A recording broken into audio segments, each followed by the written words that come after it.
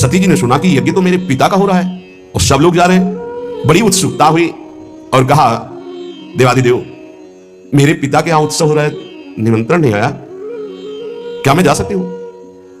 वामदेव, मैंने सुना है इस समय इस शरीर के पिता और आपके ससुर बड़ा भारी यज्ञ उत्सव कर रहे हैं, सब निमंत्रण में जा रहे हैं, हम भी चले? क्योंकि अपने आत्मियों से मिलने का मन करता है। मैंने देखा इन विमानों में हमारी बहनें भी थी जो अपने पतियों के साथ थी, बड़े सुंदर गहने आदि धारण किए हुए प्रसन्न मुद्रा में जा रही थी। बहुत समय हो गया मैंने अपनी मां को नहीं देखा, उत्सुकता हो रही है हमको भी। शिव कल्याण में ब्रह्म ऋषियों के द्वारा रचा हुआ महाश्रेष्ठ यज्ञ हो रहा है, वैदिक मंत्रों से भगवान श्री हरि की प्रधानता है, चलना उचित होगा। अजन्मा प्रभु, आप ही जगत की उत्पत्ति हेतु और पालन करने वाले, मुझे पता है आप ही त्रिगुणात्मिका माया के सृजन करता है। मैं आपसे प्रार्थना करती हूं, बहुत दीन हो रही हूं, क्या आप मुझे मेरे पिता के पास ले चलेंगे, माता के दर्शन कराएंगे, यज्ञ का उत्सव में सम्मिलित होने का सौभाग्य मिलेगा? कुछ नहीं बोले भगवान। काहे नीलकंठ, आप जन्म रहित हैं, अजन्मा हैं, आप में भले उत्साह ना हो, पर मेरा जन्म हुआ है, वो मेरे मां पिता है, मैं दर्शन करना चाहती हूँ, उनसे मिलना चाहती हूँ। देखो ना आकाश में कैसे राजहंस जैसे उड़ते विमान और उनमें हमारी बहनें जा रही हैं। ऐसी अवस्था में कौन ऐसा होगा जो अपने माता पिता के उत्सव में सम्मिलित ना हो? प्रभु, हो सकता है आपको ऐसा उत्तर देने का मन हो कि उन्होंने निमंत्रण नहीं दिया, तो पति के गृह, गुरु के पास और माता पिता के यहां बिना निमंत्रण के जाना चाहिए, शास्त्रीय सिद्धांत है। ये अंबाजी के सती जी के भर्तुर गुरुर देह कृतश्च केतनम, गुरु के गृह में, पति के घर में और माता पिता के पास बिना निमंत्रण के जाया जाए, ऐसा शास्त्रीय सिद्धांत। निमंत्रण है तो खास बात नहीं है, बिना निमंत्रण के भी जाए, गुरु के यहां, पति के यहां और माता पिता के यहां। इसलिए आप शायद ये कहना चाहते हो कि निमंत्रण नहीं आया तो मैं नहीं निभा चलूंगा, तो सिद्धांत है, आपको हमारी इच्छा की पूर्णता करनी होगी। और आपको मैं याद दिला देती हूं कि आपने मुझे अर्धांग में विराजमान किया है, मैं उसी सम्मान को आपको याद दिला रही हूं कि मैं आपकी अर्धांग हूं। याचना करती हूं, अनुग्रहित कीजिए मुझे, हमारे माता पिता के पास भेज दीजिए। सती जी की बात सुन करके भगवान शंकर थोड़ा मुस्कुराए, कहा, सुंदरी, तुमने ठीक कहा कि बिना निमंत्रण के भी जाया जा सकता है। तो योदितम शोभनमेव शोभने अनाहुता अप्यभियन्ति बंधुषु ते यदुत्पादित दोष दृष्टयो बलीय सानाम्य मदेन मन्युना। यद्यपि माता पिता, पति और गुरु के यहां बिना बुलाए जाना चाहिए, सिद्धांत है, तदपि विरोध मान जहां कोई, तहां गए कल्याण न होई। यदि माता पिता तुम्हारे वैर मानते हो तो फिर नहीं जाना चाहिए, फिर नहीं जाना चाहिए। देहाभिमानी मद क्रोध से प्रबल हुआ, यदि वो अपमान करता हो तो फिर नहीं जाना चाहिए। यह सिद्धांत वहां चलता है जहां देहाभिमान रहित होकर के, मद रहित होकर के, दोष द्वेष रहित होकर के वो जो रिश्ते हैं उनका पालन किया जाता है। विद्या, तप, धन, सुदर्श शरीर, युवावस्था, उच्च कुल, ये 6 गुण है, पर अभिमान आ जाए तो यही 6 दुर्गुण बन जाते हैं और उसका नाश कर देते हैं। ये 6 गुण अवगुण जब बन जाते हैं तो महापुरुषों का अपराध करा देते हैं और वो नष्ट हो जाता है जो महापुरुषों का अपराध करता है। मुझे लगता है यदि तुम अपने माता पिता के पास जाओगे तो वो तुम्हें आदर नहीं देंगे, मेरे संबंध के कारण भाव चढ़ाकर देखेंगे। ऐसी अवस्था में तुम सुख नहीं पाओगे।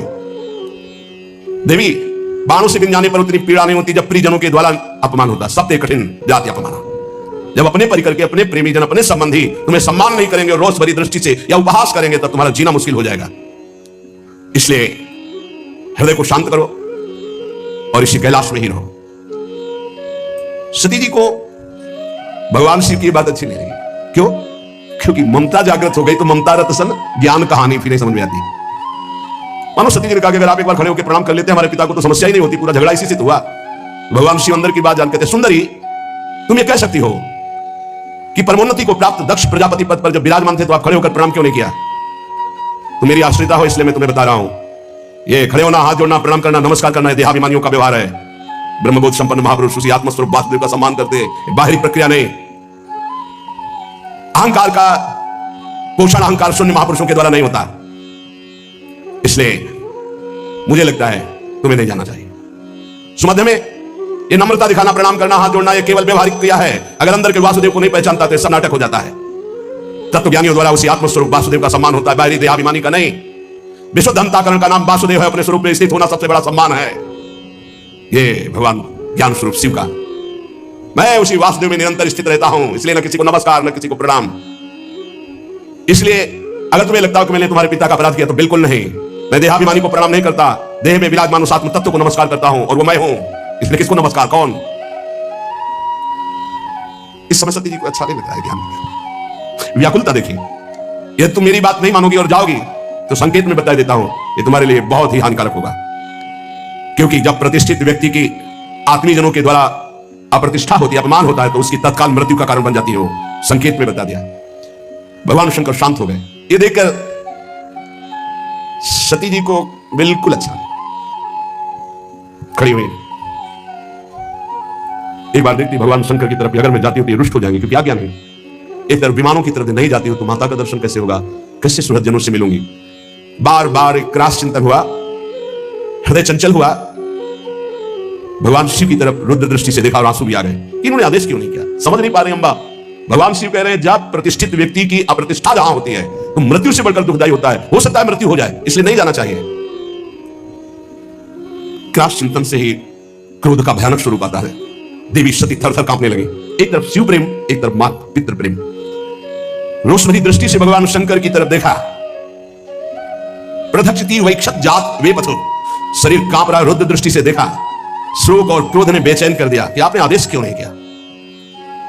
और दांतों से ओठ दबाते हुए शिव जी की तरफ रुद्र दृष्टि करते हुए चल रही। और विचार किया मैंने, कई बार इनसे प्रार्थना की इशारे से कि मुझे आदेश दे दो, पर आदेश नहीं दिया। ठीक है ना, तो आदेश में जा सकती हूं। देखो यहां त्रुटि हो रही।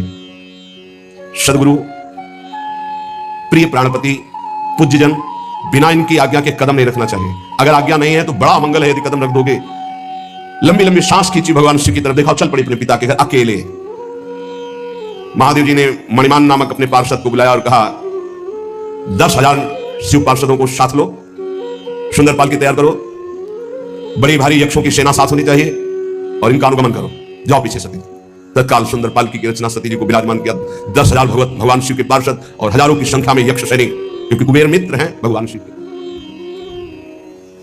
नंदिकेश्वर ने कहा प्रभु पालकी से अच्छा रहेगा, मुझे आदेश कीजिए। भगवान के नित्य वाहन नंदिकेश्वर गए। कहा माता विराजमान हो हम पर। मैना पक्षी, गेंद, दर्पण, कमल, समस्त राज सामग्रियां, छत्र, चमर, शंख, दुंदुभी आदि बजने लगी। चमर डुलने लगे और अंबा जी विराजमान होकर अपने पिता के घर जा रही, बिना आदेश के, गुस्सा होकर। समस्त शिव पार्षदों के साथ दक्ष की विशाल यज्ञशाला में प्रवेश किया। वहां तो वेदध्वनि गूंज रही थी। बड़े ऊंचे स्वर से ब्राह्मण शास्त्र से रखा पुरुखा सहस्राक्षा सहस्रपात, एक दूसरे की आवाज दबाने के लिए होड़ लगी हुई थी। बहुत से अलग अलग वेदियों पर देवताओं की स्थापना हुई थी। दक्ष ने एक बार देखा सती आई, न नजदीक गए, न बात की, न पूछा। भयभीत हो गई सती जी कि क्या जो भगवान शिव ने कहा था वही होगा। पिता ने देखा और कोई आदर नहीं दिया। बहुत घबरा गई। बहनों के पास गए तो ऐसे मुस्कुराते हुए कटाक्ष करते हुए, बिना निमंत्रण के आ गए। हमें तो निमंत्रण भी गया था, भेंट भी गई थी, लिवाने भी गए थे, शायद आपके निमंत्रण तो गया नहीं होगा, कोई लिवाने तो गया नहीं होगा। बहुत चोट सती जी के हृदय में। एक केवल अगर प्यार से मिली तो माता मिली, गले से लग करके। गदगद हो गई सती जी माता के मिलने पर। सती जी ने पूरी यज्ञशाला में देखा कहीं भगवान शिव का कोई स्थान नहीं। ये देखते ही माता के द्वारा मिला हुआ प्यार भस्म हो गया, हृदय जलने लगा। सर्वलोक महेश्वरी देवी शक्ति की अधिष्ठात्री अंबा, उन्होंने पूरे यज्ञ मंडप पे देखा, सब उत्साहित हैं, कहीं भी भगवान शंकर का कोई भाग नहीं। तो उन्होंने कहा ऐसा नहीं हो सकता कि प्रभु से बढ़कर प्यार माता पिता का हो। अपार क्रोधाग्नि प्रकट हुई। ऐसा लगा संपूर्ण लोगों को भस्म करने के लिए अंबा ने ठान लिया है। कहा दक्ष, अब पिता नहीं कहा, पिताश्री नहीं कहा, दक्ष तुझे कर्मकांड के अभ्यास से बड़ा घमंड है। हमारे प्राण प्रीतम शिव से द्वेष करता है। सती जी का ऐसा बोलना हुआ कि शिव पार्षद टूट पड़े ब्रह्म ऋषियों पर यज्ञ विध्वंस करने के लिए।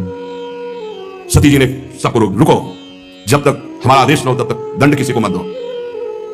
सती जी ने कहा भगवान शंकर परम करुणा में, उनसे तू द्वेष करता है। सब लोग मुझे कहेंगे कि ये दक्ष की पुत्री है, ये शरीर दक्ष से निर्मित है, और तू हमारे प्राण प्रीतम शिव की निंदा करने वाला, शिव का विरोधी। यज्ञ में कोई शिव भाग नहीं। अरे कोई वाणी से भी निंदा कर दे तो सर्वनाश हो जाए। तू तो हृदय से उनसे द्वेष करता है। ऐसा कौन होगा तेरे जैसा जो महादेव से विरोध करे।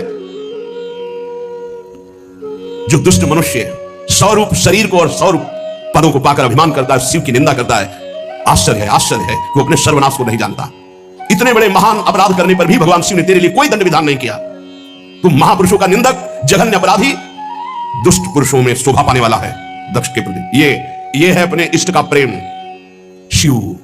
ये दो अक्षर जिसकी जिह्वा से निकल गए, कभी कोई पाप उसको दंड नहीं दे सकता।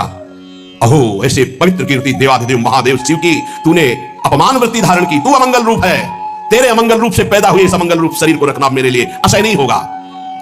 जब मैं जाऊंगी तो दक्ष पुत्री कहेंगे भगवान शिव, इसलिए इस शरीर को मैं नहीं रखूंगी। जो मेरे प्राण प्रीतम आराध्य देव की विरोधी अंश से पैदा हुआ ऐसे शरीर को नहीं रखूंगी। है निरंकुश, धर्म की मर्यादा का तूने विस्मरण कर दिया है। आश्चर्य यह होता है कि इष्ट का प्रेम कितना जोर का होता है। मात्र पितृ प्रेम से ऐसा लगा था कि भगवान शिव की अवहेलना करके सती जी आ रही, लेकिन हृदय में कितना गुह प्रेम अपने आराध्य देव के प्रति है। वैसे तो शास्त्र आज्ञा यही कहती कि अपने इष्ट और अपने पूज्य का अपमान होने पर शक्ति हो तो बलपूर्वक उसको दंड देकर बकवास करने वाली अमंगल रूप दुष्ट जिह्वा को उसी समय काट डालना चाहिए। छिंदात प्रशय्य रुषति मसतिम प्रभुश्चे जिह्वामसूनपि ततो विसजेत धर्मा, ऐसा धर्मादेश करता है। नीलकंठ भगवान करुणा समुद्र शिव की निंदा करने वाले, अगर कोई निंदनीय वस्तु खा ली जाए तो वमन करना ही उचित होता है। इसलिए तेरी निंदनीय अंश से इस शरीर की रचना हुई है, अब इसको रखना ठीक नहीं है। हे कामादि शत्रु को जीतने वाले भगवान शिव, क्षमा करना, आपकी आज्ञा का उल्लंघन करके ममता बसाई, पर अब मैं आपका अपमान सह नहीं सकती। आचमन किया, नया पीला वस्त्र धारण किया, आंख मूंदी, योगाग्नि का चिंतन किया, शिव शिव शिव शिव शिव। तत्काल श्री चरणों से अग्नि पैदा हुई और योगाग्नि में शरीर भस्म हो गया। क्योंकि अम्मा है, नहीं रखूंगी ये शरीर, तेरा अंश है ये शरीर, ये तेरा अंश है। जब मैं जाऊंगी तो कहेंगे आओ दक्ष पुत्री, ये मैं बर्दाश्त नहीं कर पाऊंगी। अब सब कोई कहेगा ये दक्ष पुत्री सती है, इसलिए मैं अब इस शरीर को नहीं रखूंगी। तूने मेरे इष्ट देव का अपमान किया। जिस शरीर को भगवान शिव वामांग में विराजमान करते थे, महामनस्विनी सती ने तत्काल अग्नि की धारणा की, देखते देखते सबके बीच में भस्म हो गया शरीर। अब तो हाहाकार मच गया, क्योंकि रोकने वाले कोई थे नहीं, पार्षदों को सती जी नहीं रोका, भारी विध्वंस मचाना शुरू कर दिया। अब हदम रक्षम ब्रह्म ऋषियों ने उच्चारण किया, ऐसे मंत्र का उच्चारण करके आहुति दी तो यज्ञ कुंड से रिभु नाम के महान प्रतापी दैवी शक्ति संपन्न प्रकट हुए, शिव पार्षदों को मार मार के खदेड़ना प्रारंभ कर दिया। यज्ञ विध्वंस नहीं कर सकते। ब्रह्म तेज संपन्न उन रिभुओं की आक्रमण शक्ति इतनी प्रबल हुई, भाग करके शिव पार्षद कैलाश में आए। इधर देवर्षि नारद जी पहले ही पधार चुके थे। देवाधिदेव महादेव जी की वंदना करके पूरी की पूरी सूचना तत्काल जटा पकड़ी, उखाड़ी और पटक दी भूमि पर। जे ही जटा उखाड़कर पृथ्वी पर पटका, मानो आकाश को छूता हुआ ऐसा महावीर प्रकट हो गया। ना तो छाती की चौड़ाई दिखाई दे रही थी, ना शरीर की लंबाई दिखाई दे रही थी। ऐसा विराट महान, इतना विशाल था कि स्वर्ग से भी ऊपर उनका सिर हो रहा था। हजार भुजाएं, श्याम वर्ण सूर्य के समान चलते हुए, तीन नेत्र, विकराल भयंकर दाढ़े, लाल लाल जटाए, हाथ में हजारों हाथों में अस्त्र शस्त्र। क्या आज्ञा है?